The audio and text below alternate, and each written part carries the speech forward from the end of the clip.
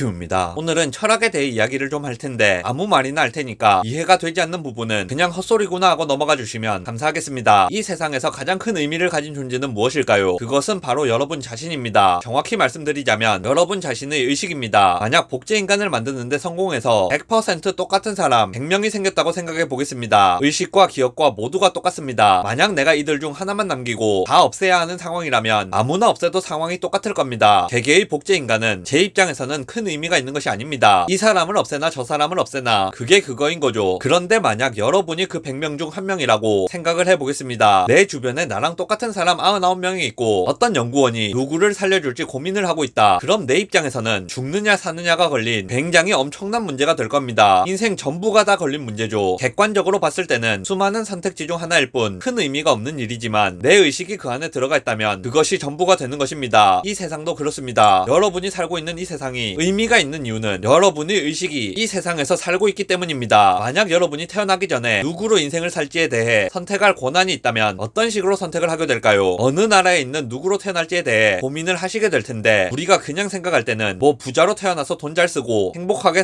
살아야겠습니다. 이런 식으로 생각할 수 있지만 이건 제일 마지막에 선택하는 겁니다. 사실은 고민해야 할 부분이 좀 더 많습니다. 시간 요소도 고민을 해야 합니다. 어느 시대에 태어날 것인가 그리고 어느 나라에 태어날 것인지도 고민을 해봐야죠. 유전자나 민족에 대해서도 선택을 해야 할 겁니다. 그런데 그보다 더 근본적인 문제가 있죠. 사람으로 태어날지 말지도 선택을 해야 합니다. 사람이 아니라 다른 동물일 수도 있으니까요. 그런데 인간 외의 다른 동물이 보기에 있다면 애초에 다른 동물이 아니라 외계에 있는 다른 생명체일 수도 있겠죠. 지금은 우리가 사람으로 태어나 있으니까 사람 위주로 지구 위주로 생각하고 있을 텐데 만약 태어나기 이전 상태라고 한다면 객관적인 존재 입장에서 볼 때 지구에서 인간으로 태어나는 옵션은 수많은 행성의 수많은 생명체 중 하나의 옵션일 뿐이라 아마 일부러 찾아보지 않으면 보이지 않을 정도로 의미 없는 존재일 수도 있습니다. 어떤 항성계의 어떤 행성에서 태어날지 과연 우리 우주에서 태어날지 다른 우주에서 태어날지 물리 법칙이 애초에 다르거나 차원이 다른 세계에서 태어날지 등 사실은 엄청나게 다양한 옵션들이 존재할 겁니다. 그중 우리 물리 법칙을 가진 세상에서 우리 우주의 태양계의 지구에서 사람으로 태어난다는 옵션은 원래는 그냥 무한한 선택지 중 한 가지일 뿐입니다. 그게 의미가 있는 이유는 내 의식이 그걸 경험하고 있기 때문입니다. 내가 인생을 선택하기 전까지 각각의 선택지는 처음 말씀드렸던 복제인간들과 비슷합니다. 뭘 골라도 큰 의미가 없죠. 하지만 내가 어떤 인생을 살기로 선택을 했다면 그때는 내가 그 복제인간 중 하나가 된 것과 같은 상황이 되는 겁니다. 내 의식이 그 안에 있으면 시점이나 관점이나 중요도가 달라지는 겁니다. 물론 실제로 우리에게 인생을 선택할 권한이 주어졌을 것이라고 생각하지는 않습니다. 우리의 의식은 우리의 몸에 갇혀있고 어디서 만들어져서